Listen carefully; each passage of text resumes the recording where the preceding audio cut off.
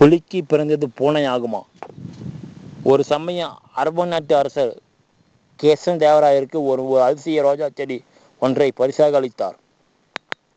அதை மன்னர் தனது தோட்டத்தில் நட்டு வைத்தார். சிறிது காலத்திற்கு பிறகு அந்த செடியில் இருந்து ரோஜா மலர்கள் மலர்ந்தன. அங்கு வந்த தெனாலிராமனின் மகன் அதை பறித்து தனது தாய்க்கு பரிசாக கொடுக்க நினைத்து பூக்களை பறிக்க தொடங்கினான்.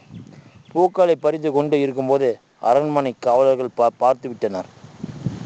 அரண்மனை காவலர்கள் தெனாலிராமனின் மகனை அரசர் கிஷன் தேவராயருடன் காண்பிக்க அழைத்து சென்றனர். செல்லும் வழியில் தெனாலிராமன் காவலர்களை பார்த்து, என் மகனை எங்கே அழைத்து கொண்டு செல்கிறீர்கள் என்று கேட்டான். அவர்களோடு, உங்கள் மகன் ரோஜா பூக்களை திருடிய போது அவனை நாங்கள் பிடித்து விட்டோம். இப்போது அவனை மன்னரின் பார்வையாக அழைத்து செல்கிறோம். வேண்டுமென்றால் அவன் கைகளில் உள்ள திருடிய ரோஜா பூக்களை பார் என்று அவன் கைகளை காண்பிக்க செய்தனர். தெனாலிக்கு என்ன செய்வதென்று தெரியவில்லை. இருந்தாலும் தன் மகனை காப்பாற்ற விரும்பிய தெனாலி சிறிது நேரம் யோசித்து தான் அணிந்திருந்த மேலாடையை கழற்றி மகன் மேலே போர்த்து விட்டான். இன்று வெயில் அதிகமாக உள்ளது, இந்த துணி என் மகனை காப்பாற்றும் என்று கூறிவிட்டு சென்றார். புலிக்கு பிறந்தது பூனை ஆகுமா? தெனாலி மகன் தந்தை கூறியதை யோசிக்க தொடங்கினான். உடனே ஒவ்வொரு பூக்களாக சாப்பிட ஆரம்பித்தான். துண்டு முடி இருப்பதால் அவன் பூக்களை சாப்பிடுவதை காவலர்களால் கண்டுபிடிக்க முடியவில்லை. அரண்மனை காவலர்கள் தெனாலிராமனின் மகனை அரசர் கிஷன் தேவராயர் முன்னால் அழைத்துச் சென்றனர். காவலர்கள் மன்னரை பார்த்து, அரசே, தெனாலிராமன் மகன் பூக்களை திருடிய போது அவனை நாங்கள் பிடித்து விட்டோம். இந்த குற்றத்திற்கு நீங்கள் தண்டனை வழங்க வேண்டும் என்று கூறினார். மன்னரும் எல்லாவற்றையும் கேட்டறிந்து பின்னர் அரசு காவலர்களை பார்த்து, திருடிய பூக்கள் எங்கே என்று கேட்டார். காவலர்கள் மன்னரை பார்த்து, பூக்கள் அனைத்தும் அவன் கைகளில் தான் அரசே உள்ளது என்று காவலர் கூறினார். அரசர் தெனாலி மகனை பார்த்து, உன் கைகளை காட்டு என்று கூறினார். அவன் வெறும் கைகளை காண்பித்தான். அவன் கைகளில் எதுவும் இல்லையே. மன்னர் தெனாலி மகனை பார்த்து, நீ பறித்த பூக்கள் எங்கே என்று கேட்டார். அவனோ மன்னரை பார்த்து, நான் பூக்கள் எதுவும் பறிக்கவில்லை, என் தந்தைக்கு அவமானம் ஏற்படுத்தவே இந்த 2 காவலர்களும் இப்படி செய்தார்கள் என்று கூறினான். மன்னரும் அந்த 2 காவலர்களும் திட்டி அனுப்பிவிட்டார். தெனாலியும் அவன் மகனும் எப்படியோ தப்பித்தோ என்று சிரித்து கொண்டு வீட்டிற்கு புறப்பட்டனர். தெனாலிராமன் வளர்த்த பூனை. ஒருமுறை மன்னர் கிஷன் தேவராயர் அரண்மனையில் ஆளுக்கு ஒரு பூனைக்குட்டியை கொடுத்து வளர்க்க சொன்னார். அதற்கு அரண்மனையிலிருந்து அவர்களுக்கு தினமும் பால் கொடுக்கப்பட்டது. சில மாதங்களுக்கு பிறகு எல்லாரும் பூனைகளை எவ்வாறு வளர்த்துள்ளனர் என்பதை அறிய எல்லாரும் தங்கள் பூனைகளை கொண்டு வருமாறு மன்னர் உத்தரவிட்டார். அனைவரின் பூனையும் கொழுகொழுவென்று இருந்தன. ஆனால் தெனாலிராமன் பூனை மட்டும் எலும்பு தூரமாக இருந்தது. ஏன் எப்படி உள்ளது என்று மன்னர் கேட்டார். அதற்கு, என்ன செய்வேன் மன்னா, என் பூனை பால் அருந்த மாட்டேன் என்கிறது என்று தெனாலிராமன் சொன்னார். மன்னரால் நம்ப முடியவில்லை. எங்கே பால் கொண்டு வாருங்கள் என்று சொன்னார். பால் அந்த பூனை முன்னே வைக்கப்பட்டது. அந்த பாலை கண்டதும் அந்த பூனை கொதித்து ஓடியது. என்ன நடந்தது, ஏன் பூனை இப்படி ஓடுகிறது என்று மன்னன் விசாரித்தார். அப்போதுதான் தெரிந்தது, தெனாலிராமன் முதல் நாளிலேயே பாலை கொதிக்க வைத்து அதை அப்படியே பூனைக்கு வைத்திருக்கிறார். அதை குடிக்க முயன்றதும் பூனை சூடும் தாங்க முடியாமல் ஓடிவிட்டது. அதுவே வழக்கமாகிவிட்டது. பூனைக்கு வைத்த பாலை தெனாலிராமன் அருந்து வந்துள்ளார். தங்கள் மஞ்சள் குருவி. விஜயநகர விழா கோலம் பூண்டிருந்தது. அரசர் உற்சவம் அதில் கலந்து கொள்ள அண்டை நாட்டு அரசன் விஜயவர்தனர் வந்தார். விழா முடிந்த பிறகு சில தினங்கள் விஜயநகரில் தங்கினார். ஒரு நாள் அரசர் அவரிடம், அரசே, நான் கேள்விப்பட்டேனே, தங்கள் அவை புலவர் தெனாலிராமன் மிகவும் புத்திசாலியாமே. அவரிடம் சொல்லி எனக்கு காலையில் தங்க மஞ்சள் நிறத்திலும் நடுப்பகலில் சோப்பு நிறத்திலும் இரவில் 7 வர்ணங்களிலுமாக உருமாறும் அற்புத குருவி ஒன்றை கொண்டு வந்து தர சொல்லுங்களே என்றார். மேலும் அது சில சமயம் 3 காலாலும் சில சமயம் 2 காலாலும் பிறகு 7 இறக்கை கொண்ட வானில் பறக்கவும் வேண்டும் என்றார். அரசர் உடனே தெனாலியை அழைத்து விரைவில் அத்தகைய குருவியை கொண்டு வா என்று உத்தரவிட்டார். அதை கேட்டு தென்னாலிராமனுக்கு தலை சுற்றியது. அத்தகைய பறவை பற்றி அவர் ஒரு போதும் கேள்விப்பட்டது கூட இல்லை. ஆனால் சிரித்தவாறே, சரி அரசே, நாளைக்கு நான் அத்தகைய பறவையோடு வருகிறேன் என்றார். மறுநாள் தென்னாலி சபைக்கு தாமதமாக வந்தார். அவர் நிலைமை மிக மோசமாக இருந்தது. கிழிந்த உடைகள், அதில் புறக்களும் முக்களும் மண்ணும் ஒட்டியிருந்தன. கையில் குருவி எதுவும் இல்லாத ஒரு பறவை உண்டு இருந்தது. அவர் அரசரிடம், என்ன சொல்வேன் அரசே, அதிசயமான கதை நடந்து விட்டது. அந்த குருவி கையில் கிடைத்து விட்டது. நானும் அதை கூண்டில் அடைத்து விட்டேன். அது இங்கு எடுத்து வரும்போது அது தனது மாயமான 7 ரெக்கைகளை விரித்து பறந்து சென்று விட்டது. காட்டில் அதை துரத்தி கொண்டு வெகு தூரம் சென்று விட்டேன். அது மீண்டும் என் கையில் சிக்கவில்லை என்றார். தொடர்ந்து சற்று தூரத்தில் பறந்து சென்றவரை அது என்னிடம் சொல்லிற்று, அரசிடம் போய் சொல், காலையாகிற போதோ அல்லது இரவாகிற போதோ அல்லது நடுபகல் ஆகி போறதோ வெளிச்சமோ இருட்டோ இல்லாத போதோ நானே எனது 7 ரெக்கையாகளால் பறந்து திரும்ப வந்து விடுகிறேன் என்றார். அதை கேட்டதும் அரசருக்கு மட்டுமல்ல, அண்டை நாட்டு மன்னரும் விஜயவர்தனுக்கும் தலை சுற்றியது. அப்படிப்பட்ட சமயம் எங்கு உண்டாகும்? காலை ஆகாமல் நடுபகல் ஆகாமல் இரவு ஆகாமல் வெளிச்சம் இருட்டும் ஆகும் சமயம் இது என்று அனைவரும் வியப்படைந்தனர். அதை கேட்டு விஜயவர்தனர் அரசர் இருவரும் சிரித்து விட்டனர். விஜயவர்தனர் சொன்னார், தன்னாடி சாதுரியம் பற்றி இதற்கு முன்பே கேள்விப்பட்டுள்ளேன், தவிர இப்போது நான் தான் நேரில் பார்த்தேன் என்று புகழ்ந்தார்.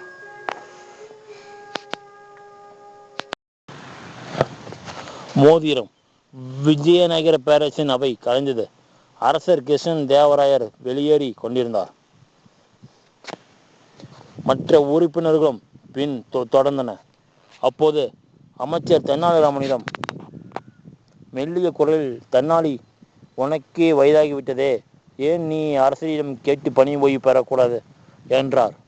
அது அரசனின் காதில் விழுந்தும் விடவே அரசர் சிரித்தவாறு, தெனாலிராமா, வேண்டுமானால் சொல், மகிழ்ச்சியோடு தருகிறேன் என்றார். அப்படியானால் சரி, ஆனால் ஒரு நிபந்தனை, எனக்கு பதிலாக நீங்க வரப்போகிறவரை நான் தான் சோதித்து தேர்வு செய்து தருவேன் என்றார். அதற்கென அப்படியே செய்யலாம் என்று அரசர் ஏற்றுக்கொண்டார். அப்படியானால் உங்கள் மோதிரத்தை என்னிடம் கொடுங்கள் என்றார். தெனாலிராமன் ஏன், எதற்கு என்று அரசருக்கு கேட்கவில்லை. கலற்ற போனார். அதற்குள் முந்தி கொண்டு அமைச்சர் தன் மோதிரத்தை கலற்றி கொடுத்து விட்டார். அதை பெற்றுக்கொண்ட தெனாலிராமன், அடுத்த வியாழக்கிழமை சோதனை, அதில் வெற்றி பெறுவர் தனது பதவியை பெறுவார், நான் ஓய்வில் போய்விடுகிறேன் என்றார். மோதிரத்தை பெற்றுக்கொண்ட தெனாலிராமன் ஒரு சிறிய மர டப்பாவில் அதை வைத்து மூடி அரண்மனையில் இருந்து யானை நீர் குடிக்கும் ஆழமான பெரிய தொட்டியினுள் அதை போட்டுவிட்டு, யார் இதை எடுக்கிறாரோ அவரே எனக்கு பின் பண பதவி வர முடியும் என்றார். அடுத்த சில நாட்களில் பதவி தேர்வுக்கு மனம் செய்த இந்த இளைஞர்கள் அனைவரும் அந்த ஆழமான தொட்டியை பார்த்தனர். அப்போது தொட்டி முற்றிலும் வறண்டு போயிருந்தன. மோதிரம் டப்பா அடியில் கிடந்தது. அதனால் எப்படி இறங்கி அதை எடுப்பது? அனைவரும் பல்வேறு உபாயங்களை செய்து பார்த்தனர். எவராலும் எடுக்க முடியவில்லை. அதற்குள் தெனாலிராமன் மீது பல குற்றச்சாட்டுகள் இருந்தன. அமைச்சர் அவர் காதில் விழும்படியாகவே, தெனாலிராமன் அந்த மோதிரத்தை தானே அபகரித்து கொள்ள செய்யும் தந்திரம் இது, இல்லாவிட்டால் அவனே அதை வெளியில் எடுத்து காட்டட்டுமே என்றார். அதை கேட்டதும் தெனாலிராமன் நேராக அரண்மனைக்கு சென்றார். அரசர் ஒருவர் வடுமும் கோழி பண்டிகையின் போது அந்த யானை தொட்டியில்தான் வண்ண நீரை நிற்பது வழக்கம்.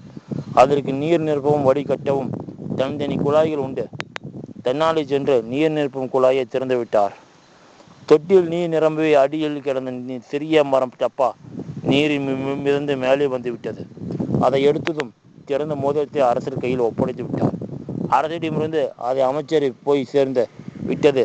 மகிழ்ச்சி அடைந்த அரசர், கிருஷ்ணன் தேவராயர் மோதிரத்தை எடுத்து தருபவர் தான் உனக்கு பிறகு உன் பதவிக்கு வர முடியும் என்றாய். இப்போது நீயே எடுத்து தந்து விட்டாய். எனவே உன் பதவி உன்னையே வந்தடைந்தது விட்டது. ஆகவே உனக்கு ஓய்வு தருவது பற்றி இனி நான் என்னை கூட பார்க்க முடியாது என்றார். அமைச்சர் வெகி தலை குனிந்தார்.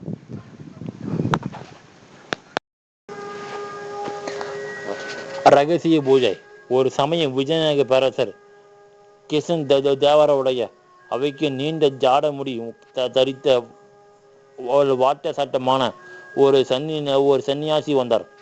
வரும்போது அவர் அரசே, விஜயநகருக்கு பெரிய ஆபத்து ஒன்று காத்திருக்கிறது, அதை கூறி எச்சரிப்பதற்காக இமயத்திலிருந்து வருகிறேன் என்றார். அதை கேட்டதும் அரசர் சற்று பதற்றம் அடைந்து விட்டார். ஒரு தனி அறையில் அரசருடன் ஆலோசனை நடத்தினார் சன்னியாசி. அரசை, தலைநகருக்கு வெகு தூரத்தில் காட்டில் ஒரு பழமையான பங்களா உள்ளது. அங்கு கட்ட கிரகங்களை களைவதற்காக 7 நாட்கு ஒரு பூஜை செய்ய போகிறேன். 7வது நாள் பூஜைக்கு நீங்கள் தனியாக அங்கு வாருங்கள். எல்லாம் நல்லபடியாக முடியும் என்றார் சன்னியாசி. மறுநாள் முதலே சன்னியாசியின் பூஜை தொடங்கிவிட்டது. 7ஆம் நாள் அரசர் குதிரை மீதறி அமர்ந்து தனியாக அந்த காட்டு பங்களாவை நோக்கி சென்றார். சன்னியாசி அரசரை எதிர்பார்த்து காத்திருந்தார். அரசரை வரவேற்ற அவர், அரசே, என்னுடைய காரிய சித்தியின் பெருமையை பாருங்கள். நான் உச்சரிக்கும் மந்திரின் ஒளி வெகு தூரம் பரவி திரும்ப கேட்கும் என்றார்.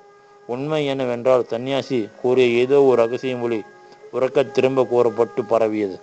அரசர் திடுக்கிட்டார். அதே சமயம் முண்டாசு அணிந்த உயரமான ஒரு மனிதன் உள்ளே வந்து அரசருக்கு அருகில் அமர்ந்து கொண்டான். அறையில் ஒலித்த சத்தத்தை கேட்டு உரத்த குரலில், அடையே, இதெல்லாம் ரகசியம், பாதாள ரகசியம் என்றார். அவர் குரல் நின்றதுமே மந்திரம் ஒலிப்பது நின்று விட்டது. சிலர் விரைந்து ஓடும் ஓசையை கேட்டது.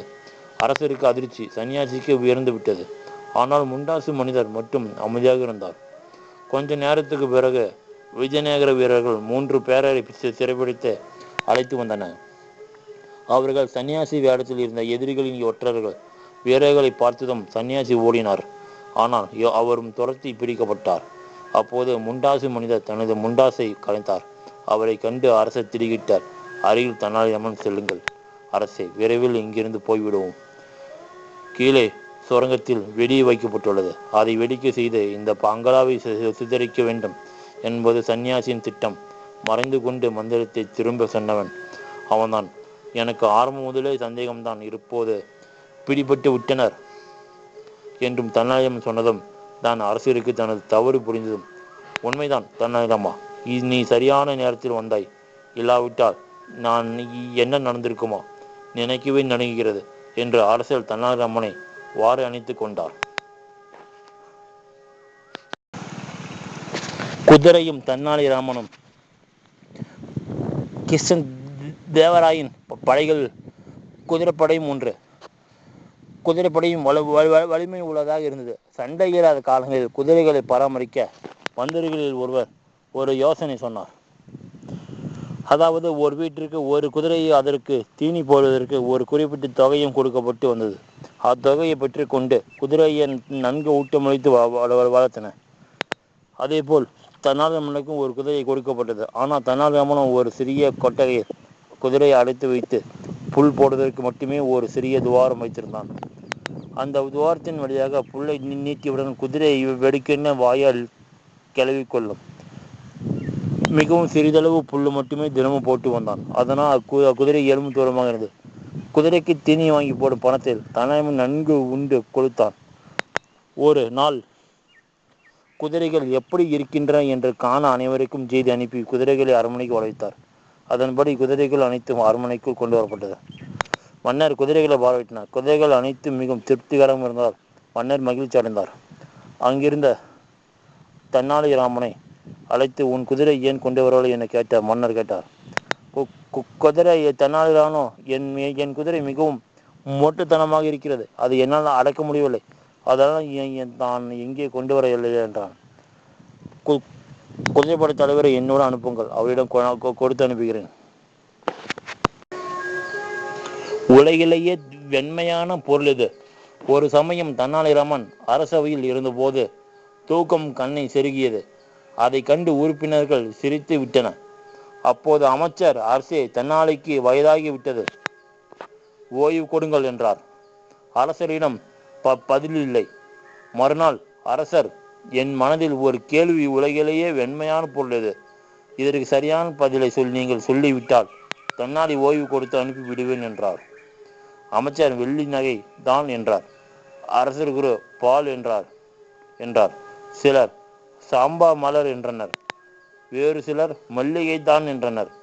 இன்னும் சிலர் சுண்ணாம்புதான் என்றனர். அரசர் திருப்தி அடையவில்லை. தென்னாலியிடம் கேட்டார்.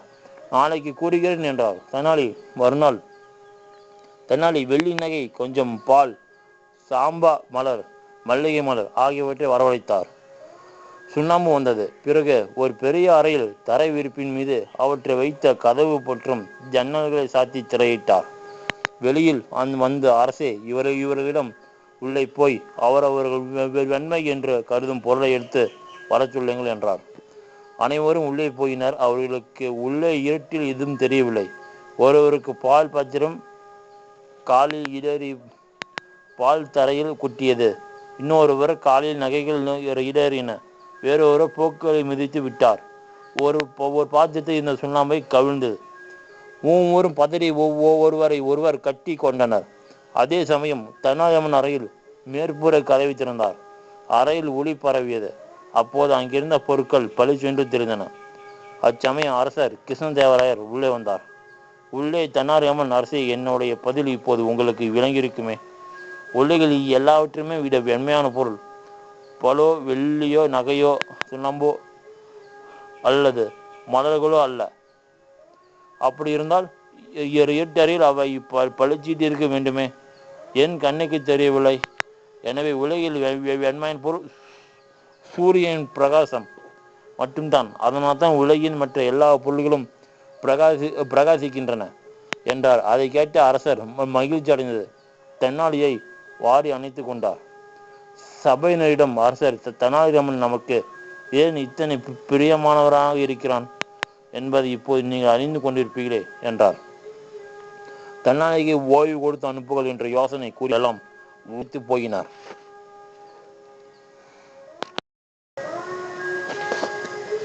ராஜாங்க விருது. ஒரு நாள் அரண்மனையில் பெரிய விருந்து நடந்தது. ராஜகுருவும் தெனாலிராமனும் ருசித்து ரசித்து உண்டு மகிழ்ந்தார்கள். விருந்துக்கு பின் இருவரும் ஒரு மண்டபத்தில் அமர்ந்து பேசிக் கொண்டிருந்தார்கள். அப்போது ராஜகுரு, இது போன்ற விருந்து உடலுக்கும் உள்ளத்துக்கும் நல்ல சுகம் அளிக்கிறது என்றார். இதை கேட்ட தெனாலிராமன், உண்பதை விட உண்டதை கழிப்பதில் தான் தனி சுகம் இருக்கிறது என்றார்.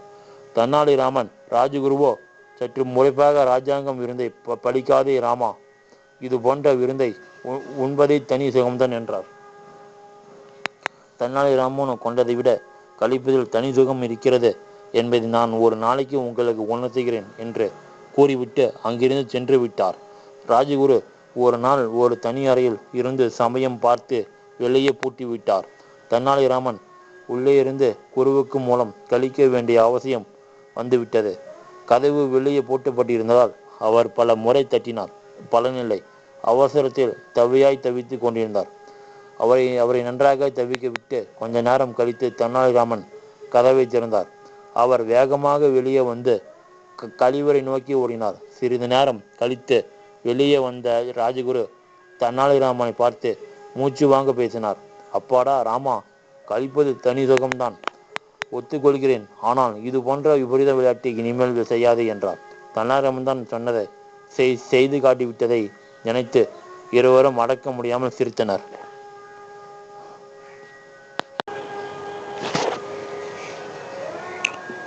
நாவல் கதைகள். அம்மா வந்தால் அப்பு தன் 7ஆம் வயதிலேயே தன் பெற்றோர்களிடமிருந்து பிரிந்து தூரத்தில் இருக்கும் ஒரு கிராமத்து குருகுலத்தில் படிக்க போய் விடுகிறான். அங்கு அவனுக்கு வேதங்களும் ஆசார அனுஷ்டானங்களும் போதிக்கப்படுகிறது. அந்த பாடசாலையை ஒரு வயதான விதவை நடத்தி கொண்டிருந்தன. அங்கு தன் 7 வயதிலேயே விதவாகிவிட்ட ஒரு பெண் அந்த விதவை மூதாட்டியின் அரவணைப்பில் வளர்ந்தாள். விதவை பாட்டிக்கு அப்புவின் மேல் ஒரு தனிப்பாசம் கொண்டிருந்தாள். அதன் காரணமாக சாதாரணமாக அந்த மாதிரியான அசம் மிகுந்த வீடுகளில் கிடைக்காத சலுகையோடு சுதந்திரத்தோடும் அப்பு அந்த வீட்டில் வாழ்ந்தான். அப்போ 17 வருடங்கள் அந்த வேத பாடசாலையிலே வேதங்களும் ஆசார அனுஷ்டானங்களும் படிப்பதிலே காலங்கள் கடந்தன. தன் பெற்றோர்கள் தன்னை மாத்திரம் ஏன் இந்த பாடசாலை வேதம் படிக்க அனுப்ப வேண்டும்? தான் தான் நான்காவது பிள்ளை மற்றும் மற்ற சகோதரிகள் எல்லோருக்கும் ஆங்கில படிப்புகள் கிடைத்திருக்கும் போது தனக்கு மாத்திரம் ஏன் இப்படி ஒரு என்ற எண்ணங்களில் அவ்வப்போது அவன் மனதில் ஒரு எண்ணம் அவனை ஊர்த்தி கொண்டே இருந்தது. அத்தோடு அந்த பாடசாலையில் தங்கியிருக்கும் அந்த விதவை பெண் மாலதி தன்னிடம் காட்டும் பாசத்தை ஏற்பதா அல்லது மறுத்து ஒதுங்குவதா என்ற கவலை வேறு அவனை வாட்டி கொண்டிருந்தது. வேத பாடசாலை படிப்பு முடிந்ததும் அப்பு தன் ஊருக்கு கிளம்பி கொண்டிருந்தான். மாலா அவனை தன்னை விட்டு போக வேண்டாம், இங்கே என்னுடனே இருந்து கொள் என்று வற்புறுத்தி கொள்கிறார். அப்புவோ மாலதியோ தான் தன் அம்மாகவே வேதங்களை போன்ற ஒரு மனிதன் வடிவெளியை பார்த்து வந்ததாக சொல்லி மறுக்கிறான். இதை கேட்ட மாலதிக்கு பொறுக்க முடியவில்லை. அவன் அம்மா அப்படி ஒன்றும் அவன் நினைப்பது போல புனிதமே உறவானால் அல்ல. அவளுக்கு வேண்டிய அளவு வேறு வேண்டாத உறவுகள் உண்டு. எனவே தன்னையோ வேதங்களையோ அவன் அம்மாவோடு சேர்த்து பேச வேண்டாம் என்று கோபமாக பேசுகிறாள். அப்போ 17 வருஷம் கழித்து தன் வீடுக்கு திரும்புகிறான். அங்கு ஒரு அர்ஜுன பகவான மத்திய மைதியான ஒரு அழகான பணக்காரன் தன் பழைய காதலியாக அம்மாவை பார்க்க வழக்கமாக வந்து போய் கொண்டிருப்பது தெரிகிறது. அப்போதுதான் அவனுக்கு தெரிகிறது தன் அப்பாவுக்கு பிறந்த கடைசி குழந்தை என்றும் அங்கு இருக்கும் தன் தம்பி தங்கைகள் எல்லாம் தன் தாய்க்கு இங்கே வந்து போகிற பணக்காரனுக்கும் பிறந்தவர்கள் என்றும் இது வீட்டில் உள்ள எல்லோருக்கும் தெரிந்த விஷயமாக இருக்கிறது. தன் அப்பாவுக்கு கூட தான் அவரும் செய்து தவறியாது இவ்வளையும் சகித்து கொண்டு தான் அவர்களும் இருந்து நான் வருகிறார். அங்கு நடக்கும் எல்லாவற்றையும் ஒதுங்கி நின்று பார்த்து மனவேதனையில் செய்வது தெரியாத சிலை போல் இருக்கிறான். அவன் அம்மாவிற்கோ தான் செய்த பாவத்தால் தன் காலை சுற்றி பாம்பை தன்னை விடமாட்டேங்கிறது என்று எண்ணிய வேதனையுடன் வாழ்ந்து வந்தாள். இந்த பாப்பத்தை கழிக்க தான் வேதம் படிக்க அனுப்பி வைத்ததாகவும் அவன் ஒரு ரிஷியாக திரும்பி வருவான். அவன் கற்ற வேதங்களின் சுடரொளியின் தன் பாவங்களை பொசுக்கிக் கொள்ள நினைத்ததாக சொல்கிறாள். அப்பு தன் பழைய வேத பாடசாலையில் தன் மேல் பாசம் வைத்த மாலதியிடமே திரும்பி சொல்கிறான். சிவகாமியின் சப்தம். பல்லவ இளவரசன் நரசிம்மனும் நடன காலையில் சிறந்த ஆயின சிறப்பின் மகள் சிவகாமியும் காதலிக்கிறார்கள். சிறப்பின் மகளை பட்டத்து ராணியாக விரும்பாத மகேந்திரவர்மன் சிறப்பியின் மகள் இளவரசின் மேல் கொண்ட காதல் வெற்றி பெறுமா என்ற தயக்கத்துடன் வாழும் சிவகாமி பெற்றோரிடம் தான் சிறப்பின் மகள் மேலே கொண்ட காதலுக்குரிய சமூகத்தை பெறுவது சாத்தியமோ என்ற தவிர்ப்புடன் வாழும் நரசிம்மன் கலைகள் மீது கொண்ட காதலும் கலைஞர்கள் மேல் கொண்ட மதிப்பும் மாறு வேடம் போடுவதில் சிறந்தவராக இருந்திருக்கிறார். மகேந்திரவர்மன் பெரும் படையுடன் வந்து காஞ்சி கோட்டையை முற்றுகிட்டு போர் புரிந்த வாதாபி அரசன் புலிகேசி கோட்டையை கைப்பற்ற முடியாமல் திருப்பி சென்ற போது நகருக்கு பெரும் இன்னல்களை ஏற்படுத்துகிறான். சிவகாமியும் பிடித்து சென்று விடுகிறான். இப்போரில் காயமடைந்த மகேந்திரவர்மன் இறக்கும்போது நரசிம்மவர்மனிடம் பல்லவர்களுக்கும் ஏற்பட்ட பழியை போக்க வேண்டும் என வாக்குறுதி பெறுகிறான். 9 வருடங்களின் பின் நரசிம்மன் பரஞ்சோதி துணையுடன் பெரும் படையுடன் சென்று வாதாபியை வெல்கிறான். நரசிம்ம பாண்டியை இளவரசியை திருமணம் செய்கிறான். அவனுக்கு குந்தவி மகேந்திரன் என 2 பிள்ளைகள் இருக்கிறார்கள். சிறை வைக்கப்பட்டிருக்கும் சிவகாமி வாதாபி போரின் பின் விடுதலை பெற்று காஞ்சிக்கு வந்து தெரிந்து கொள்கிறாள். சிவகாமி தன் கலையை இறைவனுக்கு அர்ப்பணிக்கிறாள். தலைப்பட்டால் நங்கை தலைவன் தாளை என்ற நடனம் ஆடுகிறாள். பல்லவன் அவளது நடனத்தை பார்த்து சென்றதை கூட அவள் கவனிக்காமல் தன்னை மறந்து இறைவன் மேல் கொண்ட பக்தியில் சிவகாமி நடனமாகிறாள் என்று இந்நாவல் உணர்த்துகிறது. அடுத்து நம்ம எந்த கதை பார்க்க போனா குறிஞ்சி தேனுங்க. இந்த கதை எழுதியவர் திருமதி ராஜம் கிருஷ்ணன். முன்னுரைங்க. ஏறக்குறைய 15 ஆண்டுகளுக்கு முன் கலைமகள் இதழ்களில் தொடர் கதையாக வந்த இக்கதையை நீலகிரி வாழ் மக்களின் வாழ்வை முறையாக கண்டு ஆராய்ந்த பின்னரே எழுதினேன். 12 ஆண்டுகளுக்கு ஒரு முறை நீலக்குறிச்சி போக்கும் இம்மலைகளின் வண்டுகள் அந்த பருவத்தில் பாறை இடுக்களிலும் மரக்கொம்புகளிலும் அடையடையாக தேன் வைக்குமாம். இந்நாட்களில் குறிஞ்சி பூக்கும் பருவமே தெரியவில்லை. இயற்கை வாழ்வு குலைந்து செயற்கை வாழ்வின் அடித்தள முயற்சி போல் பணத்தை குறியாக கொண்ட வாழ்வுக்கு தேவையான தேவையில்லை. காப்பியும் மலையில் நீல நெடுக கண்ணுக்கு எட்டிய வரையில் இடம் கொண்டன.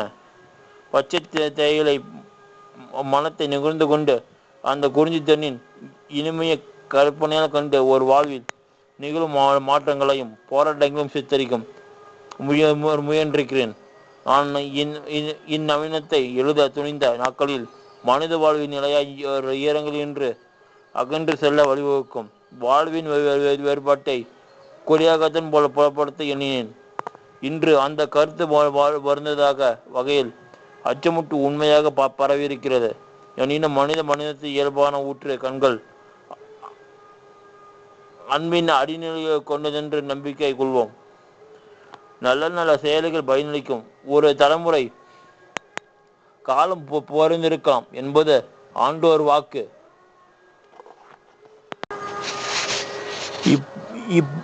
இத்தினத்தை கலைமகள் காரியலாத்தார் நூல் வடிவில் கொண்டு வந்தபோது பேரன்பு கூர்ந்த டாக்டர் மூ அவர்கள் முன்னுரை எழுதி சிறப்பித்தார்கள். அச்சிறப்பை எழுத்துலகில் பேதையாக அடி வைத்திருந்த என்னை கட்டறிந்த புலவரோ முன் அறிமுகம் செய்து வைக்கும் பெரும் வாய்ப்பாக மலர்ந்தது.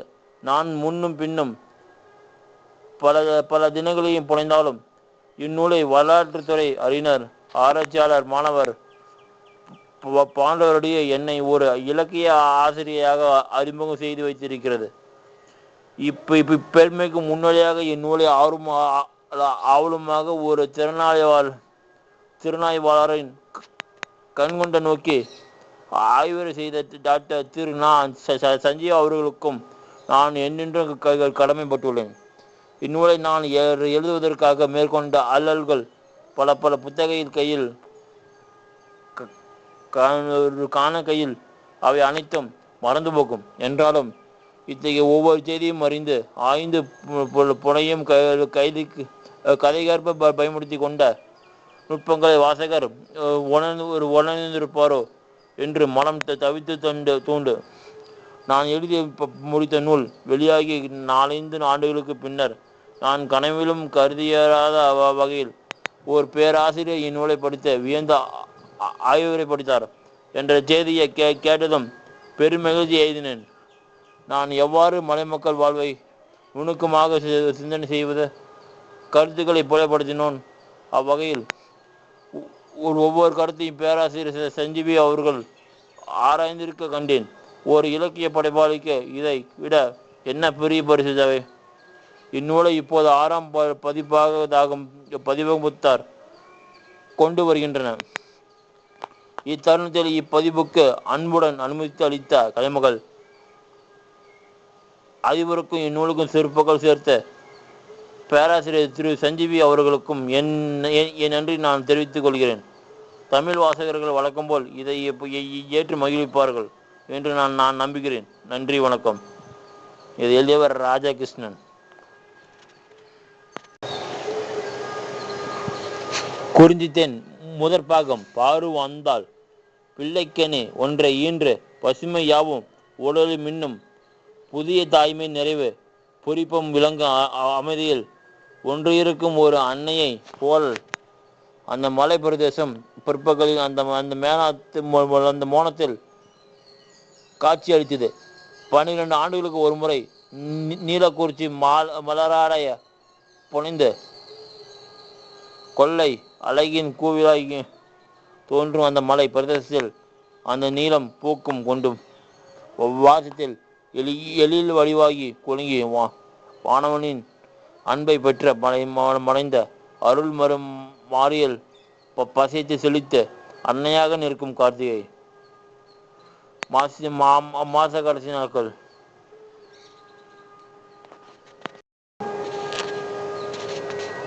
நீல மலையணையின் அருமை பெருமைகள் செல்வங்கள் சொல்லில் அடங்குபவையோ வெம்மை நீக்கும் தன்மை தரும். தன்மையினால் கனிகளும் கிழங்குகளும் தானியங்களும் ஒன்றுக்கும் புத்தாக பெருக்கி தரும். வன்மையினால் சந்தனமும் சாம்பிராணியும் கற்பூரமும் மனம் வீசும் சாலைகளை உடையவள். அவளிடம் தேனுக்கு பஞ்சமில்லை. அவள் வளம் கொண்டு பாலை பொழியும் கால்நடை செல்வங்களுக்கு பஞ்சமில்லை. அண்டி வந்தவரை நிறைய பேதம் பாராட்டாமல் காபின் தேயிலையமாக குலுங்கி கொளித்து ஆதரித்து செல்வர்களுக்கும் தகமை அவளிடம் உண்டு. அழகு எளிமை ஆற்றல் அனைத்தையும் விளக்கும். இந்த மலையினின் மடிய தாயகமாக கொண்டு வாழும் மக்களுக்கு அவள் சிறப்புகள் உடலோடு உயிரோடு கலந்திருப்பதில் வியப்பு உண்டோ? கார்த்திகை மாதத்தின் இறுதி நாளின் அந்த பிற்பகலில் பசுங்கம்பலத்தை விரித்தாற் போல பறந்து கிடந்த மலைச்சரிவில் ஜோகி சாய்ந்தான். அந்த சரிவோடு ஒட்டி நீண்டு செல்லும் குன்றில் கணம் குடியிருப்புத்தான் அவனுக்கு உரிய இடம். அவன் பிறந்த இடம் குடியிருப்பை சுற்றி 3 பக்கங்களிலும் மரகத குன்றுகள் சூழல் தெருக்கில் மட்டும் சோலை சூழ்ந்து காணுங்கள். நீண்ட சென்று வெளி உலக சந்தடிகளும் வண்ண வாசனைகளும் போலி மின்னல்களும் அவ்விடத்தை எட்டி விடாதபடி குன்றுகளை சுற்றி வளைத்து காத்து வந்தன. 30 மரகத குன்றுகள் குழும் நடுவே விளங்கிய அந்த குடியிருப்புக்கு மரகத மலை அட்டி என்று பெயர். ஒன்றின்மேல் ஏறி வீடுகளுக்கு அருகில் சென்று நோக்கினால் மேற்கே மடிப்பாக நீலவானின் வண்ணத்தின் யானை மந்தைய போல் குன்றுகளும் அவற்றுக்கெல்லாம் சிகரமாக தேவர் பட்டா என்று அழைக்கப்படும் தேவர் சிகரமும் கண்கொள்ளா காட்சிகளாக திகழும். கீழ்பருவம் பசுங்குன்றுக்கும் அப்பால் வளைந்து வரும். காணங்களுக்கும் நடுநடுவே வெள்ளை சிவப்பு புள்ளி போல குடியிருப்புகள் சிதறி கிடக்கும். மேடும் பள்ளங்களும் இயற்கையினின் பயங்கரம் கருணை என்னும் இரு தன்மைகளை விளக்குவன போல் தோன்றும். கீழ்வானில் மலைக்கும் அப்பால் இருந்து ஆதவன் எழுமி தேவர் சிகரத்துக்கு பின் மறையும் வரையிலும் யோகிக்கும் வெளியுள்ள நாட்களில் வீட்டு நிழலில் தங்க விருப்பம் கிடையாது. 9 வயது சிறுவனாக அவனுடைய உலகம் முழுவதும் விரிந்து பறந்து புறச்சரிவுகளும் குன்றின் கீழ் நெளிந்து பாம்பு போல் செல்லும் அருவியின் கரையும் அந்த அந்த ஆடியோந்தம் அவனுக்கு நினைவு தெரிந்த நாளிலிருந்து அவனுடைய நாட்களில் துன்பத்தின் சாயை அவன் காணவில்லை. அபிவிருத்தி இருந்தால் அல்லவோ துன்பம் தலை காட்டும். ஜோகிக்கும் அன்பான அண்மை உண்டு. சிலமை உருவெடுத்த அப்பன் உண்டு. ஒத்த தோழர்கள் உண்டு. கதை சொல்ல பொழுது இன்பமாய் நகரும் எருமைகளுக்கும் பசுக்களுக்கும் மேய்க்கும் பணியும் உண்டு. அவனுக்கு எட்டிய உலகுக்கு அப்பால் ஆசை பிறந்த பார்க்க தூண்டும் பொருள் ஏது? அவனுடைய தோழர்களாக ராமன், வெள்ளி, ரங்கன், கிருஷ்ணன் ஓடி பிடித்தது. விளையாடி கொண்டே கீழே அருவிக்கு அப்பால் வெகு தூரம் சென்று விட்டன. ஜோகி அந்த ஓட்டம் விளையாட்டில் கலைத்துதான் சரிவில் சாதித்தான்.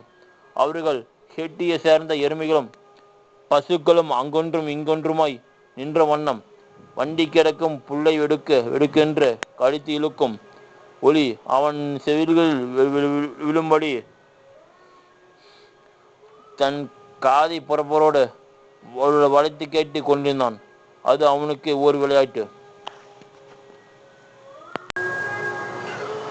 படுக்கு படுக்கு, இது இது இது சிலிப்பு பசு, டுப் டுப், இது மெதுவான மந்தகதி நீலி எருமையா. எழுந்து உட்கார்ந்து ஜோகி தன் அனுமானம் சரியா என்று பார்ப்பவனைப் போல் ஓசை வந்து திசையில் பார்வையை செலுத்தினான். சிறி பசு உட்கார்ந்து ஆசை போட்டு கொண்டிருந்தது. நீலி நீலி நீலி எருமை கண்ணுக்கு எட்டிய தூரம் வரையிலும் காணவில்லை. ராமன் வீட்டுக்கு எருமை கன்று மணி கொழுங்கு மேலிருந்து கீழே ஓடியது. தன் ஊகம் சரியில்லை என்று ஜோகி மறுபடியும் புறப்பரப்பில் காதை வளைத்து கொண்டு படுத்தான். படுக்கென்று ஓசை கேட்டு கொண்டே இருந்தது. அந்த ஓசையில் செலுத்த நீலவானை பார்த்து கொண்டு திருப்பியும் படுத்தான். கண்களை இடுக்கி கொண்டு நீலவானமும் குனிந்து தன்னையே பார்ப்பது போல் எண்ணியவனாய் நினைத்து பார்த்தான். நீல வானமும் குனிந்து தன்னையே பார்ப்பது போல் எண்ணியவனாய் நினைத்து பார்த்தான். அந்த நீலவானில் இருக்கும் சூரியனை நேர்காணல் பார்க்க முடியாது. ஆனால் அந்த சூரியன் இல்லாமல் உலகம் இல்லை. அவர்கள் வணங்கும் ஈசனின் உயிர் தோற்றம் அந்த சூரியன். ஜோகியின் தந்தை லிங்கையர் காலையில் எழுந்ததும் கிழக்கு நோக்கி பொங்கி வரும் செங்கிதரனையோ கும்பிடுவார். ஒளிக்கடவுளே, நீ வாழி மலையை தந்து மண்ணை செழிக்க வைக்கும் மாவல்லே, நீ வாழி எங்களுக்கு உன் அருளையும் ஆசையும் நல்லுகுவாய் என்று பிரார்த்தனை கூறிக்கொண்டே எறும்புகளையும் கன்றுகளையும் அவர் அவிழ்த்து விடுவார். அவர் வீடு திரும்புகையில் சூரியன் தேவர் சிகரத்துக்கு அப்பால் சென்று விடுவான். அப்போது ஜோகியின் அம்மை மாதி வீட்டில் இருளை நீக்க ஆமனுக்கு நெய்யூற்றி தீபமாடத்தில் அகல விளக்கு ஏற்றி வைத்திருப்பாள். இரவில் சூரியன் இல்லாத போது வீட்டில் அவர்களுக்கு அந்த தெய்வத்தின் சின்னமாக விளங்குவது அந்த விளக்கு. வீட்டில் அவ்விளக்கு இல்லாவிட்டால் நிலம் விளையாது, மாடு மடி சுரக்காது என்பதையெல்லாம் ஜோகி அறிவான். அவனுக்கு இருள் என்ற அச்சம் அதிகம். காடுகளில் வசிக்கும் குறும்பர் இருளில்தான் எவரும் அறியாமல் மந்திர மாயங்கள் செய்வார்கள். நாயாக நரியாக பூனையாக அவர்கள் வந்து மாயங்கள் தீமைகள் செய்த கதைகளை ஜோகி எத்தை கூற கேட்டிருக்கிறான். அது மட்டுமா, சூரியன் இல்லாத சமயங்களான இரவுகளில் தான் சிறுத்தையும் கரடையும் பன்றியும் உழவுகின்றன. அவர்கள் பயிரை கடித்த பன்றிகள் பால் செய்கின்றன. சூரியன் இருந்ததால் அவை வருமோ? இத்தகைய முடிவில் எண்ணெய் கொடி வந்து நின்றதும் யோகிக்கு மின்னலென ஒரு கீற்று பளிச்சிட்டது. வீட்டுக்குள் விளக்கு வைப்பது போல் நிலநடுக நிலத்தில் சோலையில் கொட்டிலில் ஆயிரம் விளக்குகள் வைத்து விட்டால், மலை முழுவதும் விளக்குகளாகவே நிறைத்து விட்டால், மரகத மலை முழுவதும் சுற்றிலும் விளக்குகள் போட்டு இருளின்றி அகற்றி விட்டால் பகல் போல ஆகுமோ? இதுபோல் நீலவானம் தெரியுமோ? ஜோகி தன் கண்களை மூடி கொண்டான். அவன் கற்பனையில் அவன் உலகமெல்லாம் மகள் உலகுகளின் ஒளி படர்ந்து, ஆனால் வான் முழுவதும் அந்த ஒளி படருமோ எட்டுமோ? அவன் கற்பனைக்கு அந்த காட்சியை எட்டவில்லை. உயர கம்பங்கள் நட்டு விளக்குகளை வைக்கலாம். ஓங்கி வளர்ந்திருக்கும் கானக நெடு மரங்களான கற்பூர் மரங்களில் விளக்குகள் பொருத்தலாம். பெரிய பெரிய மண் தட்டிகளில் நிறைய எருமை நெய்யோ ஆமணக்கெண்ணையோ ஊற்றி பெரிய திரிகள் இட்டு மலைகளின் மீதெல்லாம் வைக்கலாம். குடங்குடமாய் பானையாய் எண்ணெய் வேண்டும், நெய் வேண்டும். மலை முழுவதும் ஆமணக்கு செடிகளாக நிறைய வேண்டும். எருமைகள் கூட்டமாய் பெருக வேண்டும். அத்தனை எருமைகளையும் காக்க எத்தனை வலிமை உண்டு வேண்டும். ஜோகியின் தந்தைக்கு கைகளில் வலிமை உண்டு. அவர் எருமையின் மடியில் கை வைப்புதான் தெரியும். ஹோனை என்ற ஒரு மூங்கிற் பார்க்குழாயில் வெண்ணூறாய பால் பொங்கி வரும். பழைய காலத்தில் மாடுகள் கற்க நிறைய வலிமை வர வேண்டும் என்று வளத்தோல் பட்டையில் இரும்பை பழுக்க காய்ச்சி சுடு போடுவார்கள் என்று ஜோகியின் பாட்டி கதை சொல்லி அவன் கேட்டிருக்கிறான். வலியையும் வேதனையும் பொறுத்தால் தான் வலிமை பெருகுமாம். ஜோகியின் கற்பனைகள் இத்தகைய முறையில் படர்ந்து செல்லுகையில் குறுக்கே சந்தேகங்களும் பொங்குந்து விட்டின. அத்தனை எருமைகளும் எங்கேயும் மேயும், காடுகள் எல்லாம் பசும் புல்வெளிகளாகவும் ஆமனுக்கு செடிகளாகவும் ஆகிவிட்டால் சாமி பயிரிடுவது எங்கே? தானியங்கின்றி எப்படி சோறு சமைக்க முடியும்? கிழங்கு போட வேண்டாமா? வெறும் ஒரு மோசையை குடித்து விட்டு நாள் முழுவதும் இருக்க முடியுமோ? நீண்டு கொண்டு போனா கற்பனை கதிரின் முடிவை இவ்விதமான நிறைவேறாத கட்டத்தில் வந்து நிற்கவே ஜோகிக்கு ஏமாற்றம் உண்டாயிற்று. யோசனைகளை கைவிட்டு அவன் நண்பர்களை தேடி ஓடும் முன் அவனுடைய நண்பர்களை ஓடி வந்தார்கள். நான் தான் முதல் என்று ராமன் ஓடி வந்து மாடு மேய்க்கும் குச்சியாலேயே ஜோகியை தொட்டான். மற்றவர்களும் இறைக்க குன்றின் மேல் வந்தன. நண்பர்களை கண்டதுமே ஜோகி, கிருஷ்ணா, சூரியன் இல்லாது போனால் என்ன ஆகும் என்றான். கிருஷ்ணன் தினமும் எருமைகள் மேய்க்க வரமாட்டான். மரகதமலை அட்டிலேயே செல்வாக்கு மிகுந்த மணியக்காரரான கரிய மல்லரின் பெண் வயிற்று பேரன். அவன் ஜோகியை விட கொஞ்சம் பெரியவன். அந்த வட்டைக்கே புதுமையாக கீழ்மலை மிஷன் பள்ளிக்கூடத்தில் படிக்கும் பையன் அவன். கிருஷ்ணன் சிரித்தான். சூரியன் இல்லாது போனால் இரவு இருட்டு, இது தெரியாதா? ஒரு நாள் இல்லை என்றால் சூரியன் ஒரு நாள் வரவே இல்லை என்று வைத்துக்கொள்ளேன். போர்த்து படுத்து கொண்டு எழுந்திருக்கலாம், தூங்கவும் என்றால் பெள்ளி. அண்டைய வீட்டு காகையின் மகன் பெள்ளி, அவனும் ஜோகியோடு தான். எழுந்திருக்காது போனால் எருமை கற்பது எப்படி? இரவு நேரத்தில் முறைக்காவல் காப்பவர் வீடு வருவது எப்படி? சூரியன் இல்லாமற்று போனால் ஒன்றுமே நடக்காது. இறைய உடைய ஈஸ்வரின் அடையாளம் கண் சூரியன். அவர் கண்ணை மூடிவிட்டால் இருட்டாகவே இருக்கும் என்றான் லோகி. இறைய உடைய ஈஸ்வர் பெரியவராக விளங்கும் இறைவன். ஈஸ்வரன் கோயிலில் எப்பொழுதுமே நெய் விளக்கு ஏறுகிறதோ, அவர் கண்ணை மூடவே மாட்டார் என்றான் கிருஷ்ணன். ரங்கன் இடி என்று சிரித்தான்.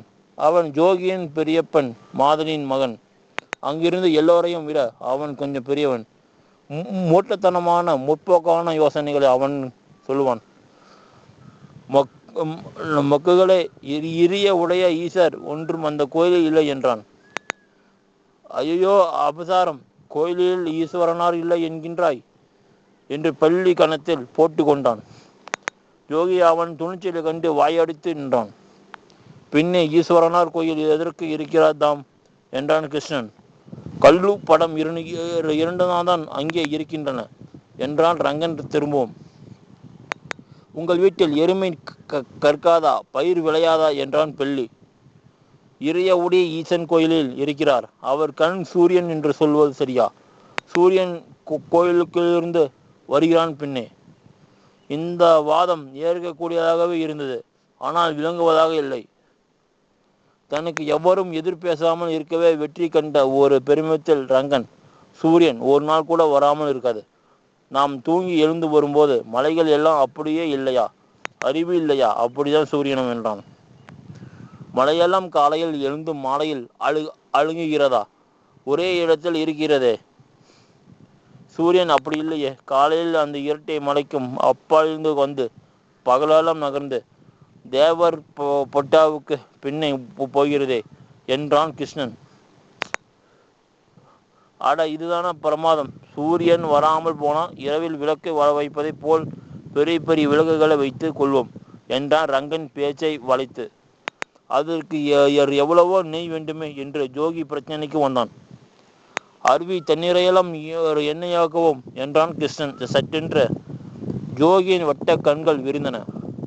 இந்த யோசனை அவனுக்கு தோன்றவில்லையே. அருவி தண்ணீரை எண்ணெயாக்க முடியுமோ? போடா முட்டாள் என்றான் ரங்கன். சூரியன் வராமல் இருக்குமோ? போடா முட்டாள் என்றான் கிருஷ்ணன். ரங்கனுக்கு கிருஷ்ணன் தன்னை எதிர்த்து வந்து பிடிக்கவில்லை. டேய், யாரடையா இது முட்டாள் என்கின்றாய், உள்ளிப்பயில என்று மேல் தூணியை வரிந்து கொண்டு சண்டைக்கு கொடி கட்டினான். முட்டாள் மட்டி என்றான் கிருஷ்ணன் பொறுக்காமல். ரங்கன் உடனே அவன் மீது பாய்ந்தான். இருவரும் அடித்து கொண்டு கட்டி புரண்டார்கள். இச்சமயத்தில் ஜோகி கண்ணா ரே ஜோகி கண்ணா என்ற இளங்குரல் ஒன்று மேலிருந்து ஒலித்தது. அந்த குரல் கேட்ட மாத்திரத்தில் கிருஷ்ணன் சட்டையை விடுத்து தலையை துணியை நன்றாக சுற்றி கொண்டு மேலே ஓடினான். ஜோகி மேலே ஓடி கொண்டிருந்தான்.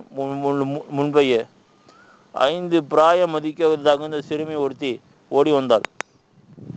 சிவந்த குண்டு முகம், கருவண்டு விழிகள், சுரட்டையான தலைமுடி, தோல் மீது நெற்றி மீது புரண்டது.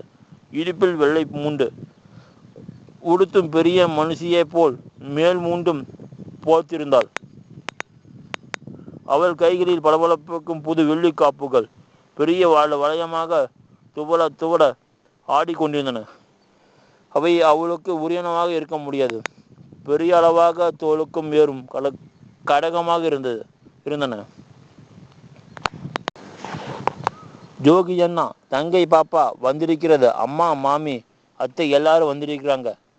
பொறி உருண்டை கடலை ஆரஞ்சு எல்லாம் கொண்டு வந்திருக்கிறாங்க. வாங்க வாங்க என்று கூறி அந்த அதிசயத்தை பார்க்க அவள் குத்து செடியின் பக்கம் நின்று கைகளை ஆட்டி அழைத்தாள். அவள் கைகளை வீசிய வேகத்தில் ஒரு வெள்ளிக்காப்பு நழுவி குத்து செடிக்கடியில் உருண்டதை இருந்த இடம் விட்டு நகராமலே குரோதம் பொங்க கிருஷ்ணனை பார்த்து கொண்டிருந்த ரங்கன் சற்றென்று கவனித்தான். வெள்ளியும் ராமன் கூட ஓட எல்லாருமே மேலே ஏறி விட்டு பக்கம் சென்று விட்டன. அவர்கள் தலைமறையும் வரையில் ரங்கன் மட்டும் பார்த்து கொண்டே நின்றான். விவரிக்க இயலாத ஆத்திரத்தோடு ஏமாற்றத்தோடு சிற்றப்பன் வீட்டுக்கு தினமும் எவரேனும் வருகிறார்கள் நினைத்த போதெல்லாம் ஜோகி சாப்பிடும் பிரியமாவும் வெள்ளமாய் குதிக்கிறான்.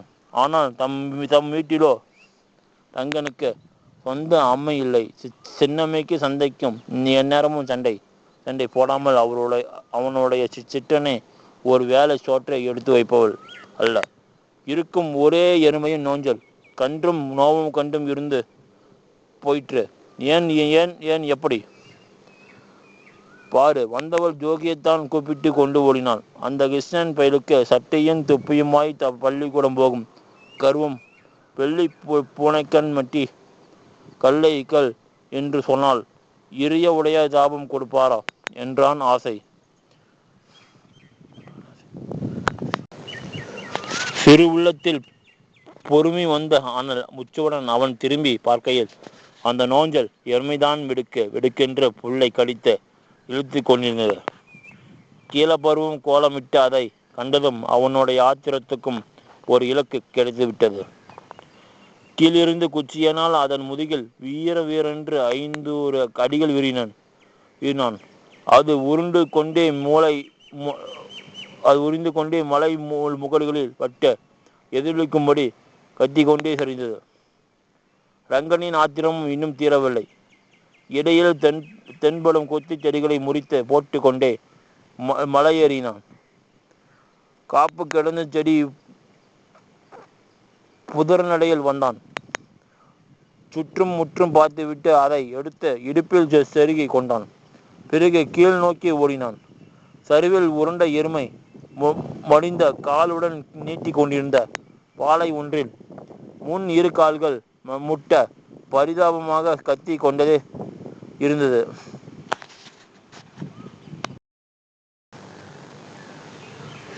வணக்கம். அடுத்த நியூஸ் என்னன்னா, செய்யூர் கந்தசாமி கோயில் அற்புதங்கள், வேண்டுதலை நிறைவேற்றும் 27 நட்சத்திர வேதாளங்கள். செய்யூர் கந்தசாமி கோயில் அற்புதங்கள், வேண்டுதலை நிறைவேற்றும் 20 நட்சத்திர வேதாளங்கள். அவரவ ஜென்ம நட்சத்திரங்களுக்கும் உரிய வேதாள கணங்களுக்கும் எதிரில் மனதார வேண்டி விலகேற்றி வைத்து வழிபடுகிறார்கள். இதன் மூலம் சமூக தோஷங்களும் நீங்கும் என்பது நம்பிக்கை. செய்யூர் கந்தசாமி கோயில்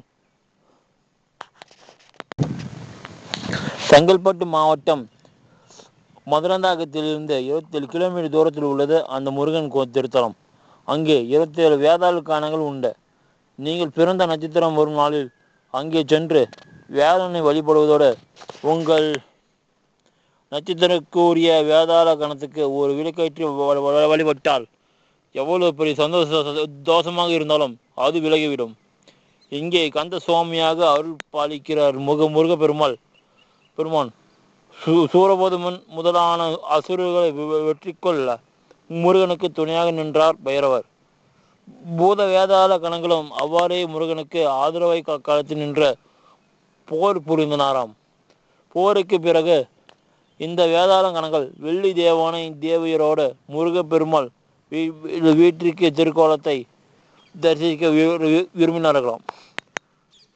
தங்கள் விருப்பத்தை பைரவிடம் கோரிக்கையாக முன்வைத்தார்கள். அவர்களின் கோரிக்கையை முருகப்பெருமானிடம் தெரிவித்தார். பைரவர் அப்போது கந்தவேல் யாம் செய்யூர் எனும் பதியிலும் தினமும் ஈசனை ஆராதிக்குள்ளோம். பூத வேதாள கணங்கள் அங்கு வந்தால் வள்ளி தேவனாயோடு காட்சி அளிப்போம் என்று தெரிவித்தார். பைரவர் மூர்த்தி மிகவும் மகிழ்ந்தார். பூத வேதாள கணங்களை அழைத்து கொண்டு செய்யூருக்கு வந்தார் என்கிற புராணம் இன்றைக்கும் செய்யூர் முருகன் கோயிலில் தினமும் பைரவரும் 27 பூத வேதாளம் கணங்களும் முருகனையும் சோமநாதரையும் வழிபடுகிறார்கள் என்பது ஐதீகம்.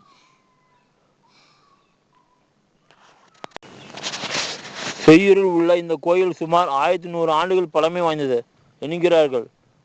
குலோத்துங்க சோழன் இக்கோயிலுக்கு திருப்பணி செய்துள்ளாராம். கந்தரன் பூதையில் வேதாள கணம் புகழ் வேளவனே என்று பாடியுள்ளார்.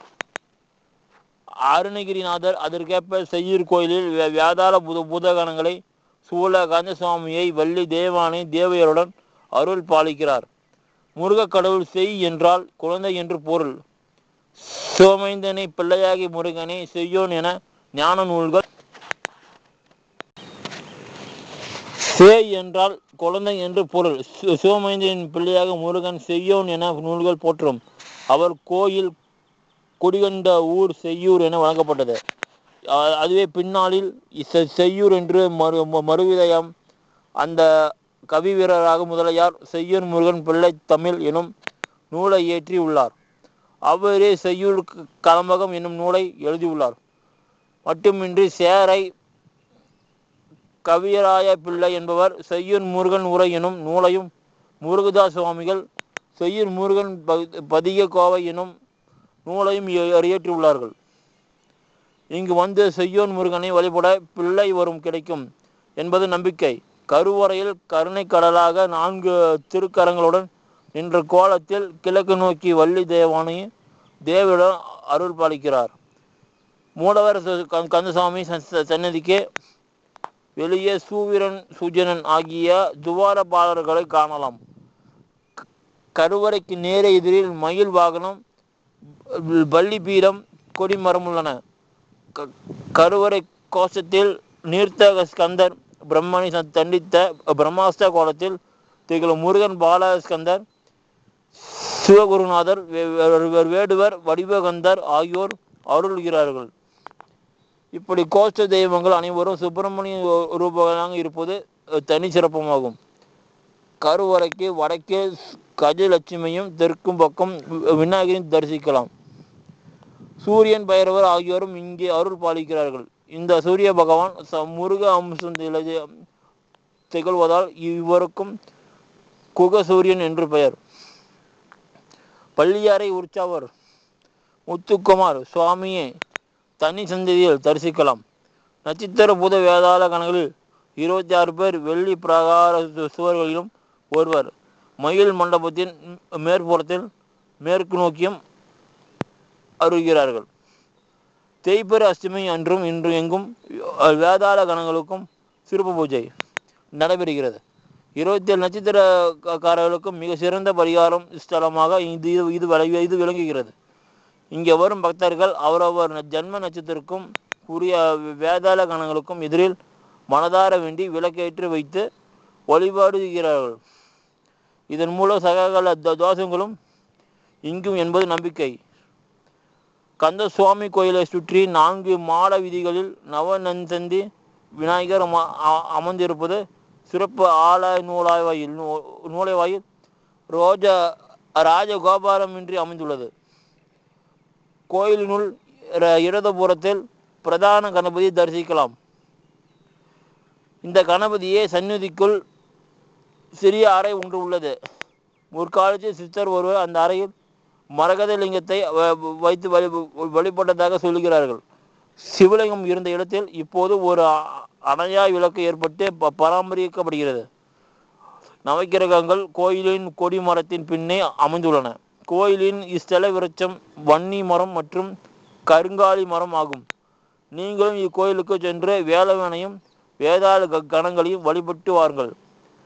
உங்கள் வினைகளும் வேதனைகளும் விலகும். வாழ்க்கை நல்ல விதமாக மாறிப்போகும்.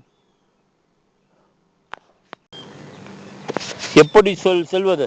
செங்கல்பட்டு மாவட்டம் மதுராந்தகத்தில் இருந்து சுமார் 27 கிலோமீட்டர் தொலைவில் அமைந்துள்ளது. செய்யூர் சென்னையிலிருந்து கிழக்கு கடற்கரை சாலை வழியே பயணித்தால் வெள்ளையம்மன் கோயில் என்னும் ஊர் வரும்.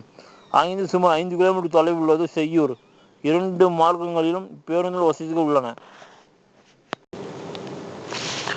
ஆலயங்கள், அற்புதங்கள் அறிவும். எலுமிச்சை உத்தரவுங்க.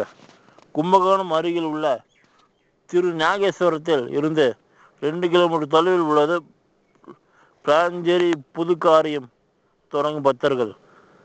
இங்கு கைலாசநாதர் கோயிலில் அருளும் சர்வ சூழினி அம்மனிடம் உத்தரவுக்கு வழக்கம் உண்டுங்க.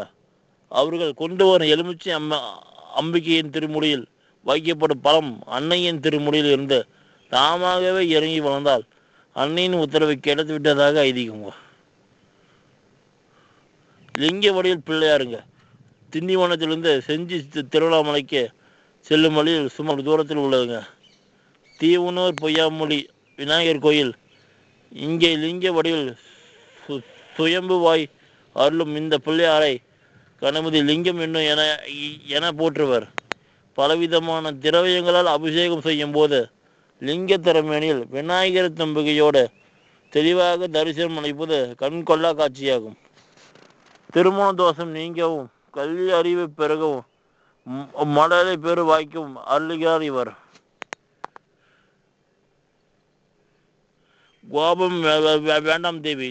திருவாரூர் மாவட்டம் பேரளத்துக்கு அருகில் தலம் திருமியச்சூர் லலிதாம்பிகை அருளும் அற்புதம் தலம். இங்குள்ள சேஸ்திரி பூரணீஸ்வரர் சிறப்பத்திய படத்தில் தரிசிக்கிறார்கள்.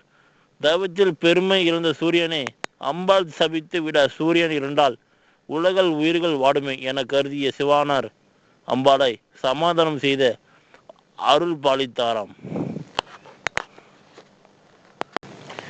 இதை விளக்கும் இந்த சிறப்பும் கோயில் விமானத்தின் கீழ் தெற்கில் திகழ்கிறது. இதுவரை தரிசிக்க இல்லறம் செழிக்கும் சம்பதி ஒற்றுமை மேலோங்கும் என்பது நம்பிக்கை. பிணிகள் தீர்க்கும் ஞானவேல் பிரசாதம். சென்னை சிந்தாந்தரிப்பேட்டையில் அமைந்துள்ள முருகவேல் ஆலயம் பாம்பன் சுவாமிகள் போற்றிய கோயில். இது இங்குள்ள ஞானவேலுக்கு திருநீர் விபூதி அபிஷேகம் செய்து அடியார்களுக்கு அற்புதமாக வழங்குவது வழக்கம்.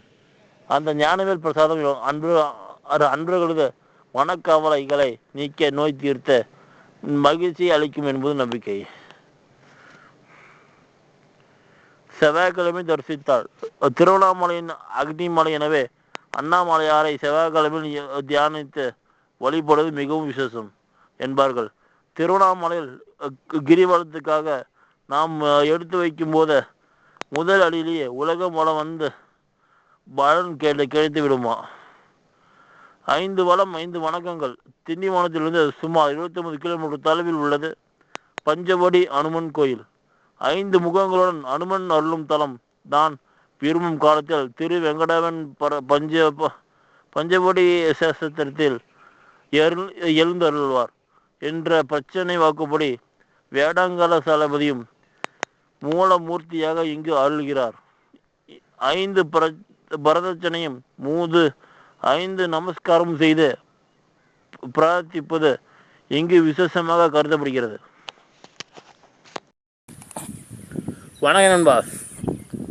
இன்னைக்கு இந்த வீடியோ இதோட முடியுது.